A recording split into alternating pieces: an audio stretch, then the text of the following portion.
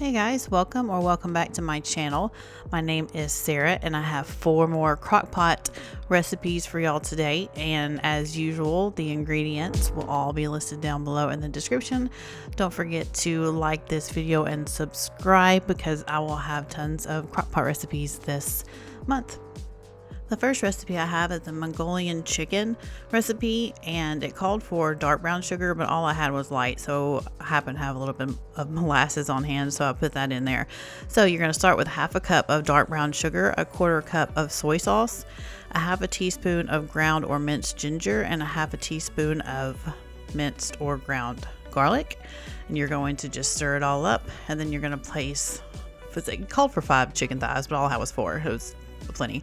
But I decided just to kind of coat both sides and flip them over, and then you are going to cook them on low for 6 to 8 hours or high for 4.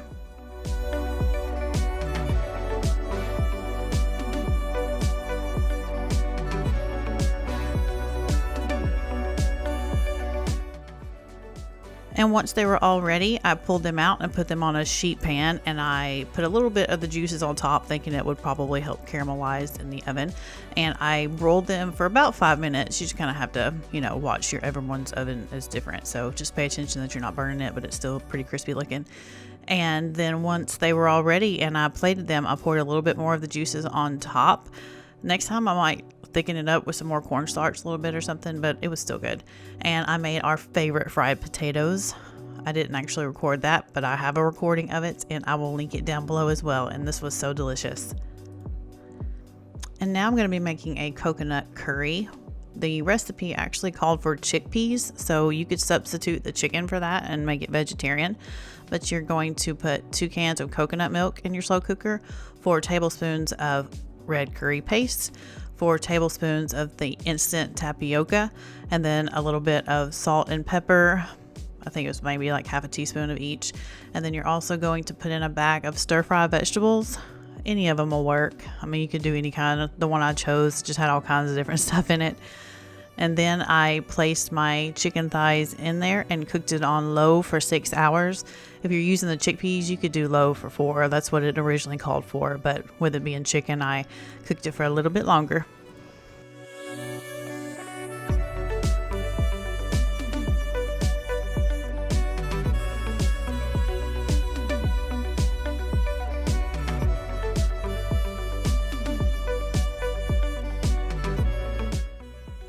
And once it was all ready, I took the chicken out and diced it up. And while I was dicing it up, I decided to make a little cornstarch slurry, not flurry, and I added it in because I don't know about y'all, but we like our curry pretty thick, and this really thickened it up nicely. But I put the lid back on and I just kind of turned it on high and just let it cook for a few more minutes while I was dicing up the chicken. And then I put the chicken back into it and put the lid back on and still let it sit for a few more minutes. And I put it over rice, and this was so delicious. If you love curry, you should absolutely try this. And if you've never tried it before, I would recommend this recipe because it is so good.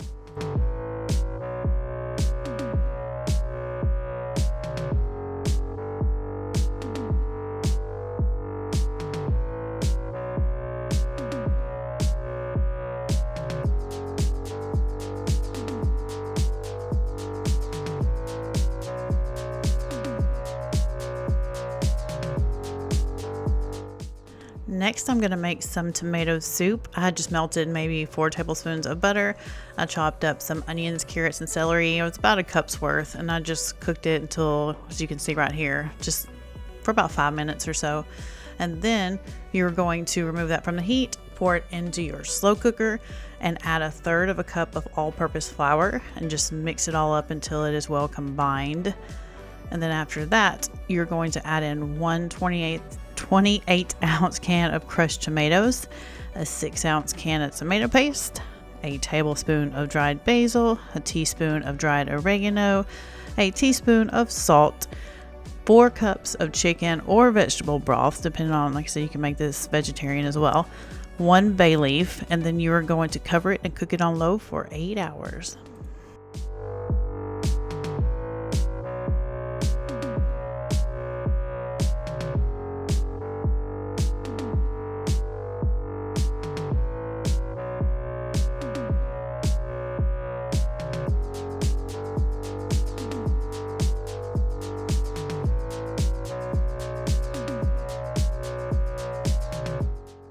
And once your 8 hours is up, you're going to remove your bay leaf, throw in 2 tablespoons of unsalted butter, a cup of warm milk, and you're just going to stir it around and it will be ready as soon as all the butter is melted. And of course, I served this with the grilled cheese, which is like my ultimate comfort food. And this tasted a whole lot like the canned soup. Honestly, the Campbell's, just a better version of it. Next time, I think I would like to try to get the carrots and everything a little bit smaller. There were a few chunks, but it was, like I said, the flavor was really, really good.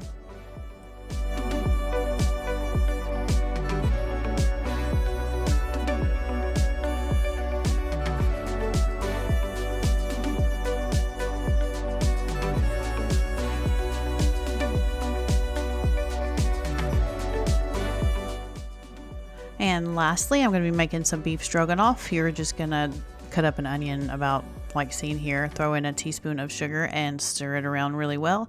And on top of that, you're going to throw in either 1 to 2 pounds of chuck roast cut up, or stew meat, whichever one you happen to have. I only had a pound. 2 pounds would have been even better because the meat was so delicious it needed more of it. And then you're going to throw in a pound of mushrooms rinsed, a teaspoon of garlic powder, a teaspoon of onion powder, half a teaspoon of salt, and one cup of beef broth. And then you're going to cover it and cook it on low for 6 hours. And once it is all ready, you are going to mix a cup and a half of sour cream with a tablespoon of all-purpose flour together. I just used a container of sour cream. I had one that had about a cup and a half in it and mixed the flour in there. No need to dirty up any dishes, but you're going to put all that in there and then put it on high for 15 minutes. Keep the lid off, like while you're cooking up your egg noodles or something, and keep it over there and it will really thicken up nicely.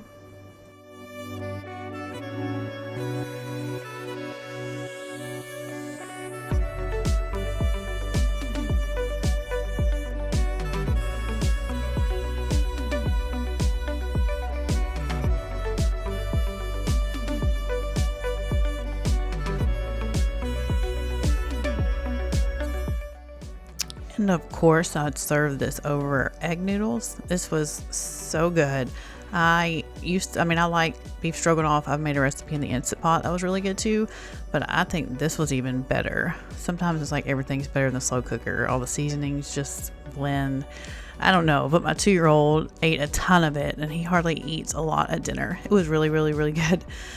Anyways, thanks so much for watching. Be on the lookout for more Crockpot videos on Sunday and this entire month. Don't forget to like this video and subscribe, and have a great week.